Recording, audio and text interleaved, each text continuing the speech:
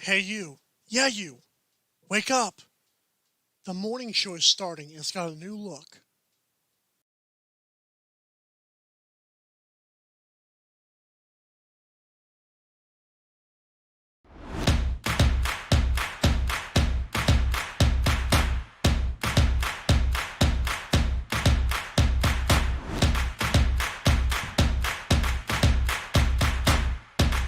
Drink Aid, ready for distribution worldwide.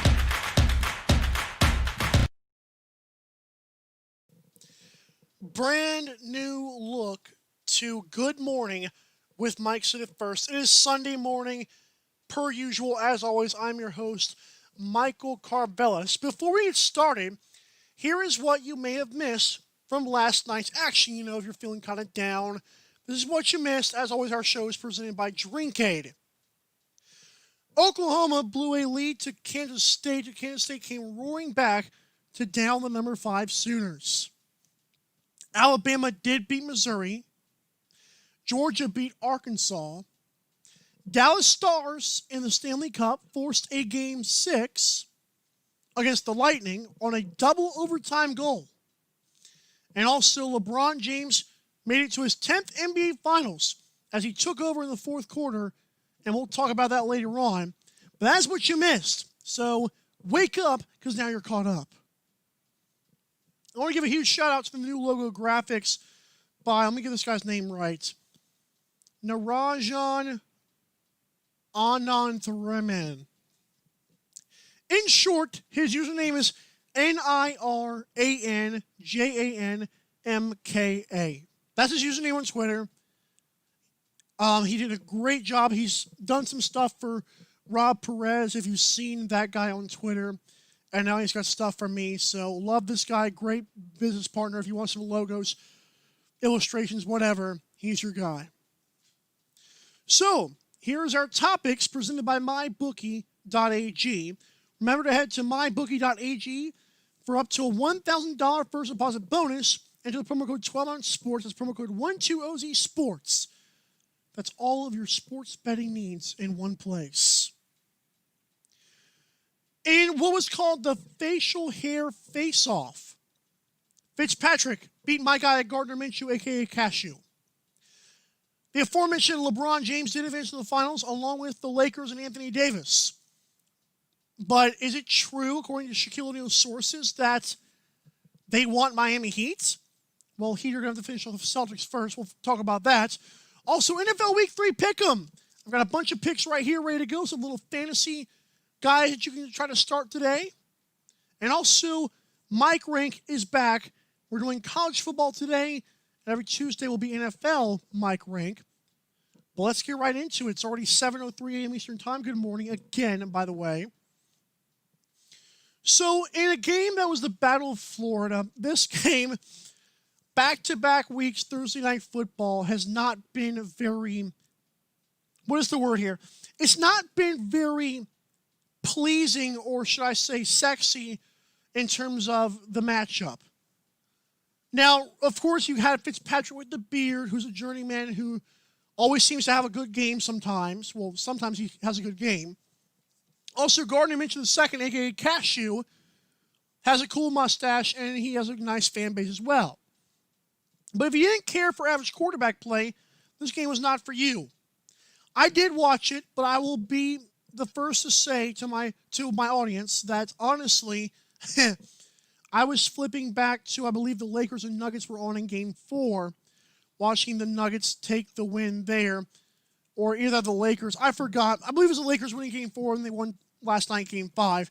Regardless, I did catch this game somewhat.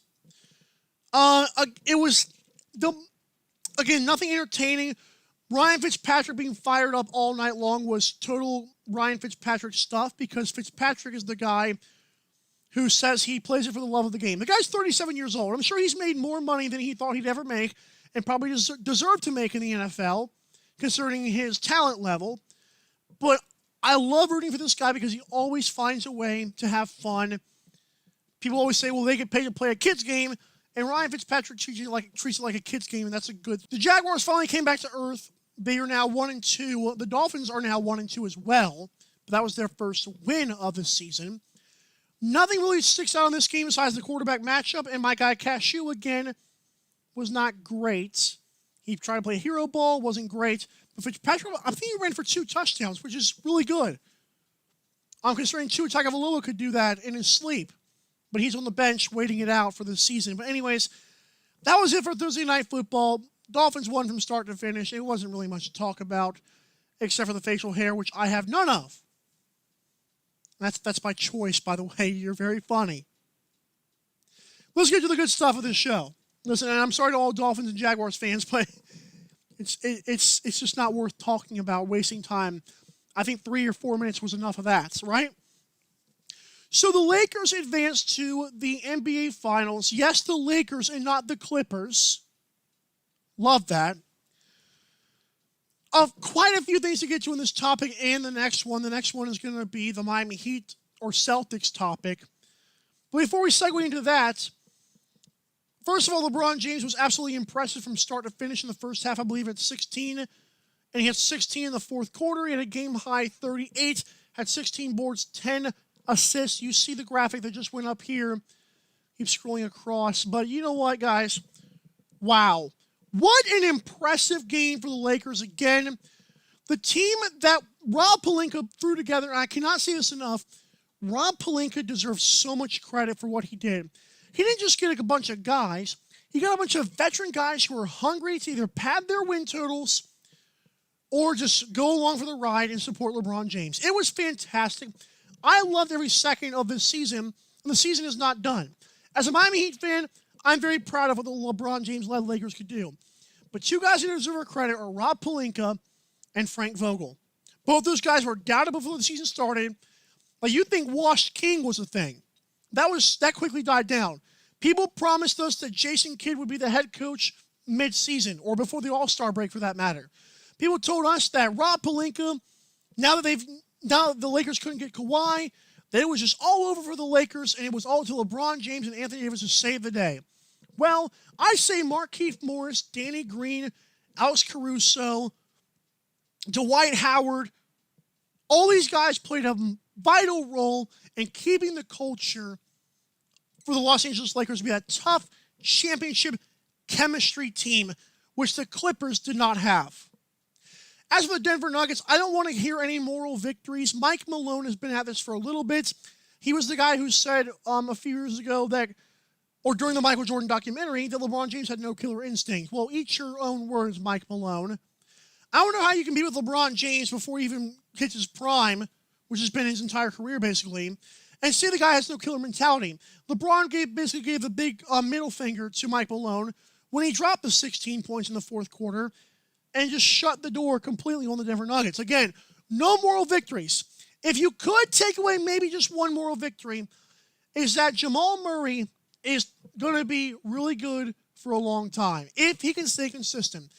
One of the things I did not like about Jamal Murray going into the series was, yeah, he gets really hot, but when he's not hitting shots or whatever, he's just kind of there, making decent plays, but he's not the guy. Although Nikola Jokic and Jamal Murray did grow up in this year's playoffs, and rightfully so, they are to be commended for that stuff. But my thing is, Jamal Murray's got to be more consistent moving forward. I think Jeremy Grant was a nice addition, albeit he could walk in free agency. I believe he's going to be a free agent this year. He was a big part of the Nuggets this season. I've said it on my show before, and I'll say it again. Nikola Jokic, unless he toughens up, he will not be a vital part of a championship team and being the number 1 or number 2 guy. This guy got in foul trouble the final 2 games of the series. He could not do his thing.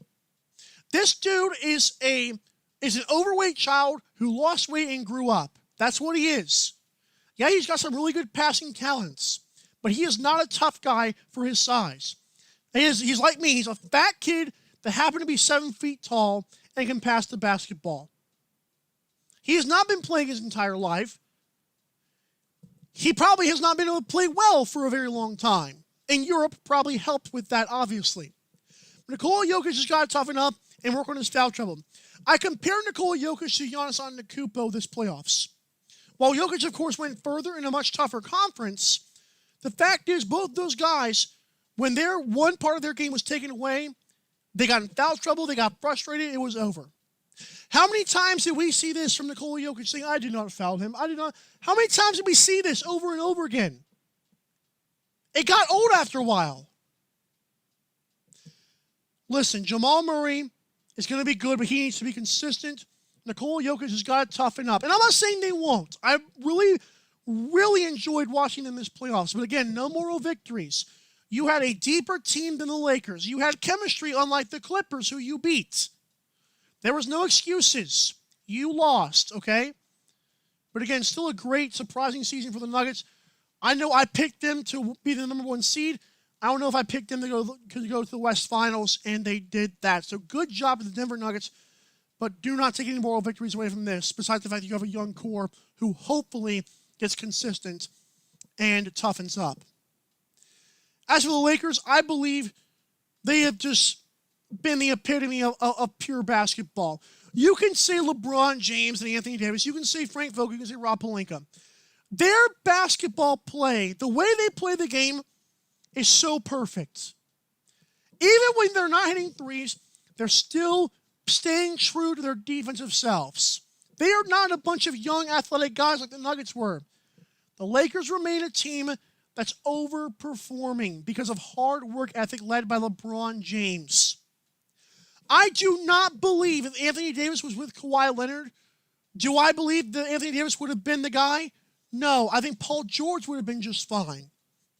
I'm not saying Paul George couldn't get cold and hot, obviously, but I believe there's something to be said being around LeBron James, who was in year 17 putting up incredible numbers. The Lakers followed his example, and their chemistry was incredible, their extra passes, but even, again, when shots were not falling, they didn't go to iso ball, they didn't throw temper tantrums and try to draw the foul like Kawhi Leonard. They stuck true to who they were, hard workers. And that's going to segue into my next topic, the Heat or the Celtics. Again, I said before and I'll say it again. I chose the Miami Heat in 6. Let that be clear. If they close out tonight, I will be salivating. I will be so happy to see LeBron James against the Miami Heat.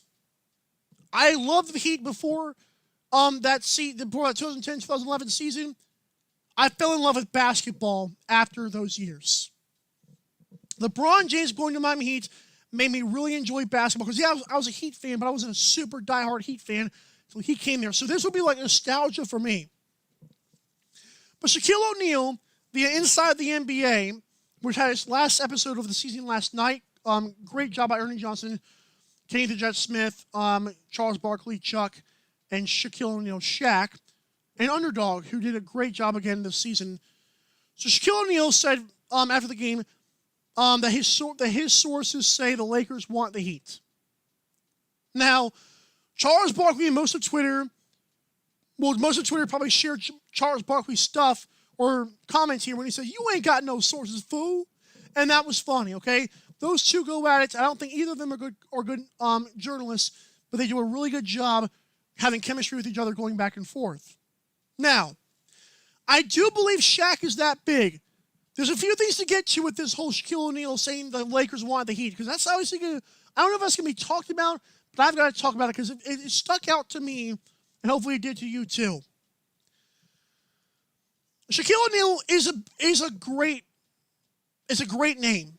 The guy was with the Miami Heat, won a championship, won a few with the Lakers. So let's get it out of the way. He has ties to both organizations. That being said, he did say that he texted Paul George before a game, and Paul George did go off, and Paul George in the postgame interview denied it. But that's Paul George. Let's be real. I believe it could be Dwayne Wade, who works with TNT, who could be Shaquille O'Neal's source. Let me explain. Dwayne Wade, like Shaquille O'Neal, played with the Miami Heat. He's good friends with Shaq. He's on TNT now, is where Shaq is. And Dwayne Wade also is really, really close friends with LeBron James. So yeah, on the surface, this is kind of funny because Charles Barkley said, "You ain't got no sources, fool." And then Paul George denied having ever texted Shaquille O'Neal or having heard from him or even got a text from Shaquille. But Dwayne Wade is the key in all of this. I believe Dwayne Wade, or somebody in the Lakers organization, probably Dwayne Wade, I believe, for TNT, who knows LeBron, they want Miami. I don't know why. I do not know why. Maybe it's because LeBron James wants the Heat, but why would the Lakers want Miami? I don't understand why the whole team would. I love it. As a Miami Heat fan, I love it. I want to see the whole thing, Lakers and Heat. I know Boston and LA was the big thing, but I still think the Heat will win game 6 tonight. They have shown to be the better team, and why? Because of what I said about the Lakers. They don't care who takes the shots. They will pass it around even when their shots aren't falling. They stay true to defense and don't go playing iso ball or crying to the referees. I have been very impressed with all 4 of these teams, especially Miami, Denver, and LA. But when the Lakers and Heat meet, I cannot wait. Now, I teased on my Twitter page, MKADHD. I told my Twitter page I was pleading that the Heat and the Lakers could close out last night and, of course, Friday nights. So I could talk about this show and have an NBA Finals preview. I cannot do that.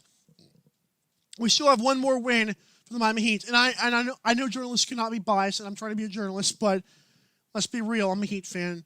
And LeBron versus Miami would be exceptional. Have I said that before? LeBron versus the Heat? Yes. Okay. By the way, the matchup problem. So this has been thrown around on Twitter a lot. I go on Twitter a lot.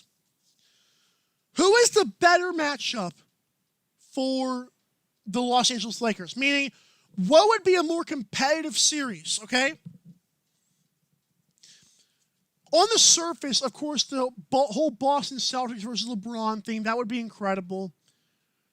Then, of course, you could have Jaylen Brown, Jason Tatum versus LeBron and AD. And of course, Kemba Walker would be a great story as well. But the better team to match up with them is the Miami Heat. 2 main reasons. Number 1, Bam Adebayo. Daniel Tice is really, really good for the Celtics in what they do. I would want to have Daniel Tice on the Miami Heat. If I was a GM, I would take Daniel Tice if they offered me a fair trade. That being said, Bam Adebayo, the same way he played Giannis, he could play AD. He's not as tall as AD. He's a very smart defender. Always keeps his hands straight up. Bam Adebayo does not get called for fouls a lot. I don't know the personal foul per game stat for Bam Adebayo, but I do believe he plays very smart defense, and there's a reason the Heat are up 3-2 in the Celtics series. Bam can also give LeBron problems by being a long, big defender. One thing LeBron struggles with is a guy like Bojan Bogdanovic for the Jazz, who played with the Pacers and gave LeBron fits. Andre Iguodala, another guy who could battle against LeBron James. So even if you switched it, Iguodala and Bam, interchangeable pieces there. Again, Bam's a very smart defender. Iguodala could also play LeBron James as he's done before. The second reason the Miami Heat are the more competitive matchup is due to coaching and culture. The term Heat culture is thrown around a lot. And I just got to talk about the Lakers and the Heat, how they're very similar. They're both fight hard. Even when shots aren't falling, they don't go complaining or playing iso ball like the Nuggets and the Celtics do, and even the Clippers more glaringly. But man, I believe both these teams would be great for each other. And of course, did I mention LeBron versus Miami? Oh, I would love that. The kid in me is just jumping for joy. When I come back, we're going to talk about this NFL Week 3, right? So we've got games like, we're going to get to the other game last, but we'll talk about the Bears, Falcons, Rams, Bills, Bengals, Eagles, Washington versus Cleveland Browns, Titans, Vikings, Raiders, Patriots, 49ers, Giants, Texans, Steelers, all coming up next. That'll be the next part of the show. Please stay with us. We are not done yet. First, a word from my bookie and weight loss. We'll be right back.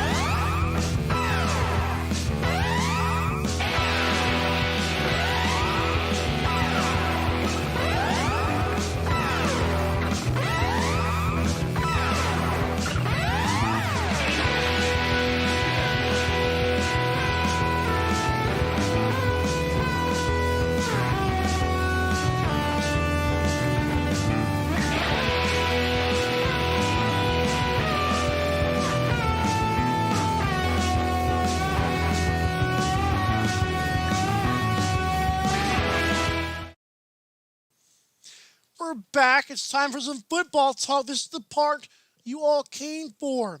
Here's our first slate of games. Make sure I have the other ones right here. I was making sure I had all the games in front of me here. Okay, we got quite a few to get to, probably about 8 or 9 of them for our first part of NFL Week 3 Pick'em. Again, I already missed the Jaguars beating the Dolphins because Dolphins flipped that into the other thing. They beat the Jaguars, and I almost picked Miami, but good Lord, you know what? Almost is not good enough, correct? Okay. At 1 o'clock, these are all 1 o'clock games. The 0-2 Falcons are 3-point favorites at home against the 2-0 Chicago Bears. Yes, I said it. The 2-0 Mitchell Trubisky Chicago Bears. 74% of you pick the Falcons. I do believe the Falcons' defense is not very good. Along with the fact that Takaris McKinley is also questionable for this game. And that questionable usually means game time decision. I believe Tech will probably play. But Trubisky should have an all right time for a third straight week. Against the Giants, he was still good. Second half kind of struggled. Hopefully for my narrative's sake, he doesn't continue that into this game. But I believe this game will have to be won in a high-scoring affair. And I still feel bad for Matt Ryan from last week. I told you guys on Tuesday night, on the nightcap of the show that airs every Tuesday at 10 p.m. Eastern Time, live right here on 12 Sports, and, of course, Zingo TV channel 761. I told you guys I feel bad for Matt Ryan because he does his thing, and the Falcons do not do theirs. Whether it be Dan Quinn, who should be fired, or the defense. This game will feature the Bears' defense, which I think is playing a lot tougher this year, especially at 2-0, versus the Falcons' offense, who scored 39 points against the Cowboys, but it wasn't good enough. I believe, being only 3-point favorites, the Falcons will still win 31-24. A battle of 2-0 teams also at 1 o'clock. Of course, all times are Eastern, all times are 1 o'clock for this segment of the show. 2-0 Rams, 2-0 Bills. The Bills are 2-point favorites here at home, and 59% choose Buffalo. This game features Jared Goff versus Josh Allen. I'm not sure what that's worth. Like, if you want a cup of coffee or drink it, that's cool. I won't blame you for, I guess, being excited. Actually, I will, because you'd be an average Joe if you thought this game was going to be special because of quarterbacks. Because the Rams, the other 2-0, but they beat the Eagles and the Cowboys. The Bills are also 2-0, but they beat the Jets and the Dolphins. Okay. Now again, Bills should win on paper. And how is it only 2 points, though? That's concerning. I think it's going to be more than 2 points. But I think the Bills win 26-23. But I'm not. I don't feel good about 2 points. I'm not sure why that's 2 points. Interesting. The 0-2 Bengals and the 0-2 Eagles. Eagles are 4-point favorites at home. 75% of us, or of you guys, think that the Eagles will win the game at home. I believe Joe Burrow for the Bengals has actually done well with what he has had given to him so far, which is basically what a franchise quarterback should do. Like last year, Kyler Murray did really well with what he had. Joe Burrow this year doing decent with what he has with the Bengals. Still not sold on he's going to be a great quarterback. I think he's going to be a good quarterback, not a great quarterback. Carson Wentz seems to have a hangover from carrying the load last season. I mean, this game, I got Eagles 29-24. I'm not confident in that game. I think it's going to be a good one. I think Eagles win 29-24 against the Bengals. Again, it's one of those games where like, okay, cool, I picked the Eagles. Great, fantastic. The Washington football team are 1-1 as they travel to Cleveland to take on the 1-1 Browns. The Browns are 7-point favorites. Captain Lou of the Captain Lou Extravaganza, airing every Tuesday night right here on 12 Sports and Zingo TV, has the Browns in this game. And one of the things I chose against him was that the football team would score and make it closer than that. I believe the Browns win 28-20. But if it's 28-23, I'll also take that so I can, be in the drawing for Captain Lou. Again, Dwayne Haskins is absolutely average despite being on top of the NFC East. That does not mean anything, especially this season again. We're seeing the Cowboys and Eagles suck once again. So Dwayne Haskins has not been great, and his offensive line is shattered in this game once again. But I believe the Browns will win 28-20. And again, hopefully the Washington football team sneaks in a field goal so I can show Captain Lou what's going on. 2-0 Tennessee Titans against the 0-2 Minnesota Vikings. Of course, the Vikings coming off the loss to my Colts where they lost 28-11. Titans are only 2.5-point favorites again. Why? I mean, I don't understand that, but it's whatever. Minnesota allows 150-plus rush yards per game. And the other side has Derrick Henry. So you see where I'm going with this. Ryan Tannehill for the Titans has 6 touchdowns and as many turnovers as I do, or as many interceptions as I do this season. I believe the Titans win 27-17. If you want to spend the money, Derrick Henry should have over 100 yards with his first touchdown of the season. If he doesn't have a touchdown, he, like Julio Jones, is allergic to the end zone, correct? Okay, good. The 1-1 Patriots, Bill Belichick, will play an old friend as John Gruden and the Las Vegas Raiders come to town. Again, stupid name for that location. 74% believe the Patriots will win. I believe Derek Carr's got to be special in this game, just like Russell Wilson was on Sunday nights. Derek Carr against the Patriots defense. So, Derek Carr, who will you be? Will you be Ryan Fitzpatrick, who threw 3 interceptions? Or will you be Russell Wilson, who tossed 5 touchdowns? I think Cam Newton's going to carve up the Raiders' run defense. I think New England wins at 31-24. Bite me. It's 7:28 a.m. Eastern Time, live, by the way. The 1-1, banged up, bruised, and battered 49ers will take on the 0-2 Giants. Now, the good thing about this game for the 49ers, last week they played the Jets. They're still in East Rutherford, New Jersey to play the Giants. So, if there's any consolation from getting beaten, banged, bruised, and bamboozled, despite winning a football game, it's the consolation is now because you don't have to travel. It's basically like a home game for San Francisco. 49ers are only 3.5-point favorites, and I don't believe Garoppolo's playing, but 86% of you still put faith in the 49ers from last season, that is. And remember that this is your friendly reminder that Jimmy Garoppolo had the best Super Bowl throw ever when he threw it to Emmanuel Sanders. Oh, wait, that's right, that missed. I love picking on 49ers fans. Okay, so Daniel Jones has a chance once again to win a football game. I picked him last week to beat the Bears. And I swear to God, I'm insane. I've got the Giants to win 27-24 only because the Niners are beaten and banged up. Now, if the Giants cannot hold this defensive line in check, I don't know what the heck I'm going to do. Again, I'm insane, but Giants should win 27-24. And if they don't, oh well, I suck. The 0-2 Houston Texans against the 2-0 Pittsburgh Steelers. Steelers are only a 4-point favorite, and I think Las Vegas is absolutely pathetic for that. They're asking to have their wallets wiped out. Houston allows 198 rushing yards per game.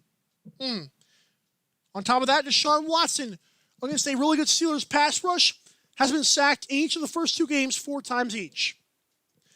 Pittsburgh will win 34-21. Oh, fantasy. Steelers defense. 5 sacks today. 1 or more turnovers. Maybe a lot of points allowed, but that's because of a late comeback. I hope for your sake it doesn't, but Steelers defense is a must-play this week. So again, the picks for the first few games. Get these back out. Falcons over the Bears. Bills over the Rams. Eagles over the Bengals. Browns over the football team. Tennessee Titans to beat the Vikings. Patriots to beat the Raiders. The Raiders. Daniel Jones, the Giants to beat the 49ers, or should I say the 39ers, because they suck this week. And, of course, the Steelers to dominate the Texans and get 5 sacks and a turnover or more. When I come back, we're talking more games. This is the nightcap for Sunday. Also, Sunday Night Football between the Packers and the Saints.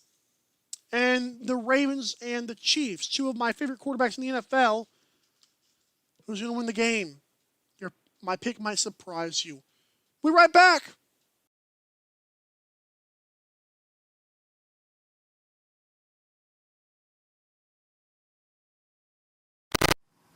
For the marching exercise, you want to sit down in the center front of your chair, bring your feet shoulder width apart, and form a 90-degree angle with your knees. From here, you're going to lift one foot and raise the opposite arm, just as you march in place in your chair. Make sure you keep that core nice and tight and you breathe into it, and also maintain good posture with a straight back.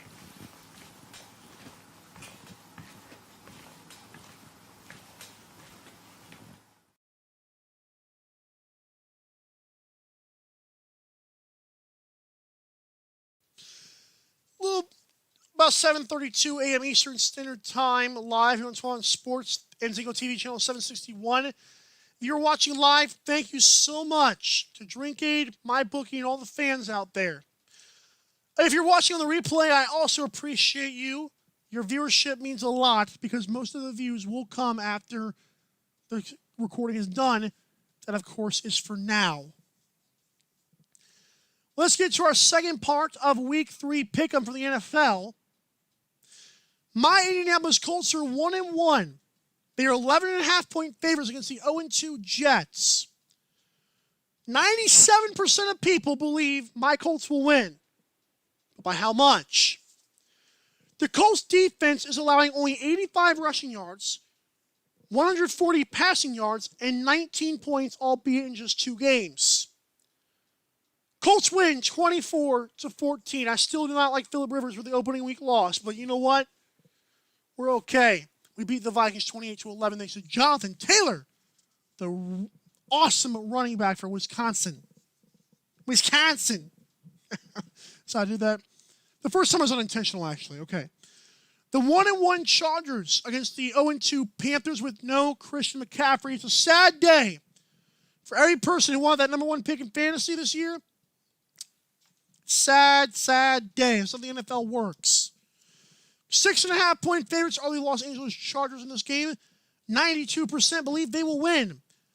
Justin Herbert against Teddy Bridgewater will be the quarterback matchup here. Not much to say, but the size Chargers will win 23-16. Look out for a good game from Keenan Allen and Justin Herbert alike. At 4:25 p.m. Eastern Standard Time, the 2-0 Seahawks and America's Game of the Week featuring Joe Buck against the 1-1 Dallas Cowboys. The Seahawks are 5-point favorites, and this game features a 57 over-under. It'll go over. 88% believe the Seahawks will win. I don't. I think Dallas wins at 34-31. I'm not picking them because they beat the Falcons. That is not a thing. I'm picking them because I believe they are the better team. Russell Wilson is great. If he was on the Seahawks, if he was on the Cowboys, they would have won 2 Super Bowls by now. He's not. He's on the Seahawks. It's going to be a good game from both teams. Expect a big game from CeeDee Lamb and Amari Cooper. You heard it here first. Good morning, by the way. The 1-1 Tampa Bay Buccaneers with that guy will take on the 0-2 Broncos with Jeff Driscoll. Enough said. Buccaneers are only 6-point favorites. That tells you all you need to know about Tom Brady this season. He's washed. I think Buccaneers will win 31-14. If it's less than 6, I'm going to explode in laughter. I'm just saying. The final game of the afternoon cap of Sunday will be the 2-0 Cardinals hosting the 0-2 Lions. This game features a lot of 5s. The Cardinals are 5.5-point favorites, and the over-under is 55.5. And the Cardinals, 95% of you guys pick the Cardinals to win. I believe they will win, but I believe the Lions will make it close. I don't believe the 5s are an anomaly here. I do believe numbers affect things to a point, and somebody's got something on this game, maybe a referee or 2 or 3 or 5. I believe the Cardinals will win 28-26. They should win by more than that, but something about Vegas, I don't like the 5s. I don't know what it is. I'm being stupid. Cardinals going to win regardless, but by how much? I would say 28-26 in a 54-point over-under. Oh, that's right. Kenny Galladay plays, though I want him to say, so just let you know. Our final 2 games of the week, and then we'll get a recap going next. Sunday Night Football. The Saints are 3-point favorites despite a loss to the Raiders on Monday night. 59% see the Packers will win. This game is going to feature no Michael Thomas and possibly no Devontae Adams. Of course, Devontae Adams is game time decision, but Sunday night obviously helps that decision maybe a little bit more because it's a little bit later in the day. But still, it's pain nonetheless if they are not 100%. We know Mike Thomas isn't playing. Hopefully, Devontae Adams does. Aaron Jones, Alvin Kamara is the running back matchup here. Of course, we all know about Aaron Rodgers versus Drew Brees. Green Bay will win 28-24. Again, Vegas is asking to have their wallets emptied this week. I don't know what that is. 2-0 Chiefs, 2-0 Ravens. Monday Night Football with Steve Levy. Ravens are 3.5-point favorites against the Chiefs. And 56%, along with myself, picked the Ravens. But wait. I almost picked the Ravens. The Chiefs do allow 150 rushing yards per game to David Johnson of the Texans, and Austin Eckler of the Chargers, and that running back committee there. Expect a field day from Lamar Jackson, Mark Ingram, and hopefully, for my fantasy sake, J.K. Dobbins. That being said, I got Chiefs to win it, 27-24. This will prove to people why the Chiefs are the best team in the NFL. Now, that being said, I would not be surprised if the Ravens win this year in the regular season and the Chiefs win the postseason. I think Lamar Jackson is going to give them the Chiefs a run for their money and will look very good. I got the Chiefs in the upset. I'm going to regret that. I may change the pick. In fact, damn it, I am changing the pick. Baltimore is my new pick to win the game. I've said it before the season started. I thought the Ravens would beat the Chiefs in the regular season. I got to hold true to my guns. Ugh. When we come back, we're going to wrap it up. Plus, Mike Rank, first of the season, college football style. We'll be right back. Don't go anywhere.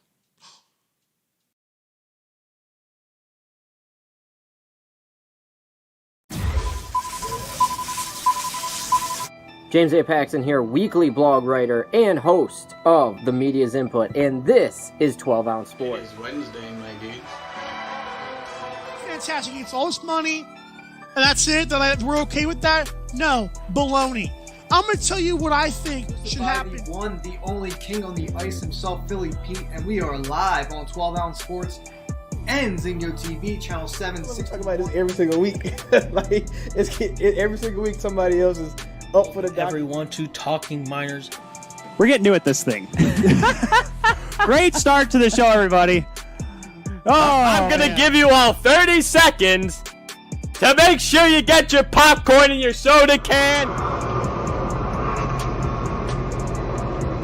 Welcome in live to the 12 Ounce Sports Studio. World Hockey Report live comes here on 12 Ounce Sports. Cody Jansen with you, joined with Cam It's the one and only Pop DiBiase, the primetime captain. And I got the Anglers, the primetime Anglers on 12 Ounce Sports. Smarter by watching the Captain Lou Extravaganza live every Tuesday night at 8 on the 12 Ounce Sports Network.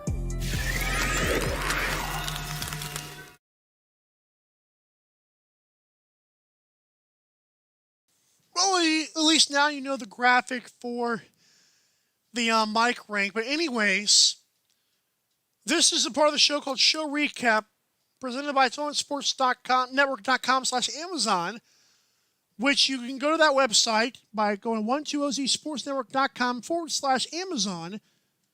You can still do your shopping by using that link It costs you nothing, makes us money. You get your stuff, we get our stuff, you know what I'm saying? And I do believe that it will be a great time for both of us. Again, Talk Man says it helps us to get a lot of drugs and get a few microphones as well. That's a great line. But it literally costs you nothing. He said it, not me. I'm kidding. I'm saying it too. Costs you nothing. Yes, that is me. I gotta get my fade back. Well, first I gotta grow my hair out, but I gotta get the fade back. I might need a tan. Maybe. Okay. Here's our recap, by the way. Got a lot of notes here, right? Oh, this is awesome. Okay. Again. The Dolphins did beat the Jaguars. Much to my dismay, I chose cashew. I don't know why. Then again, like 60 or 70% of us did as well. We're good. Shaquille O'Neal said his sources believe the Lakers want the Heat. I don't know why, but I believe Dwayne Wade could be one of those sources. He knows LeBron James, you know what I'm saying?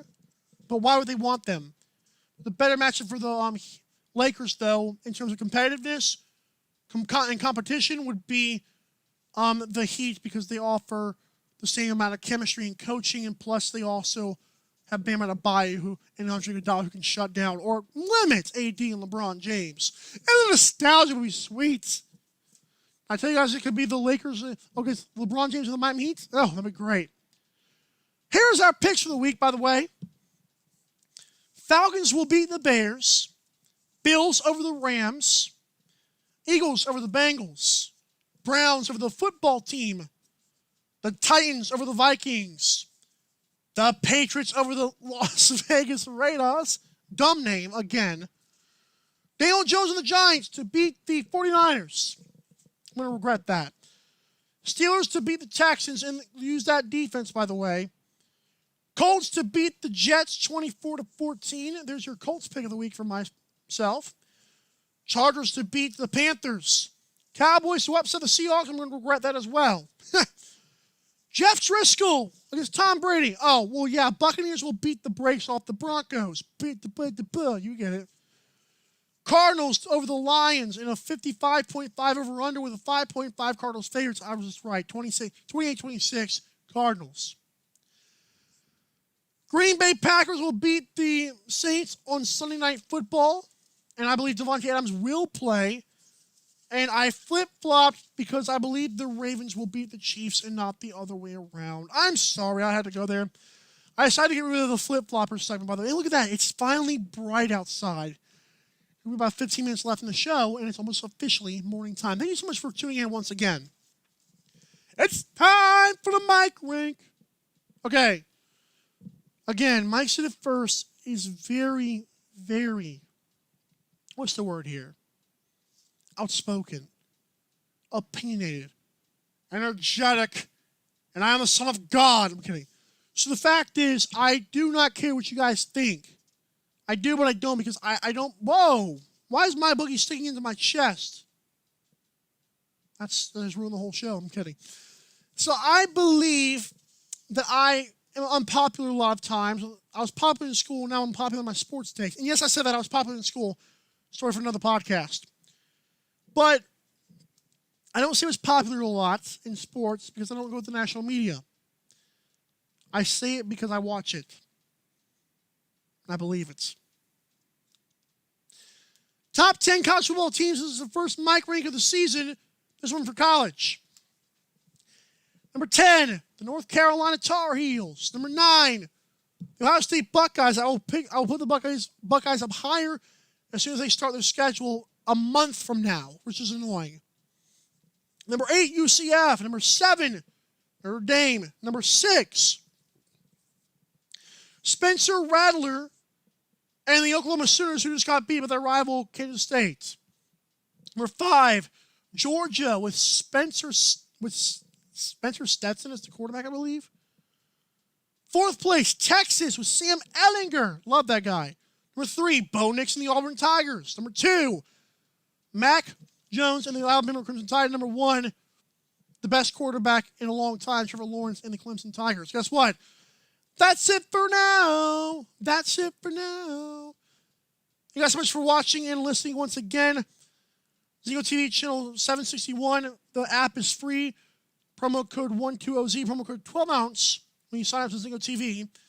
12ouncesportsnetwork.com/Amazon costs you nothing, and you still get your stuff tomorrow, right? And of course, mybookie.ag, promo code 120Z sports, promo code 12ounce sports, for up to $1,000 deposit, first deposit bonus. And Drinkade! Let's get one more word to kind of wake you up, and we'll be right back to wrap this thing up. Lifestyle?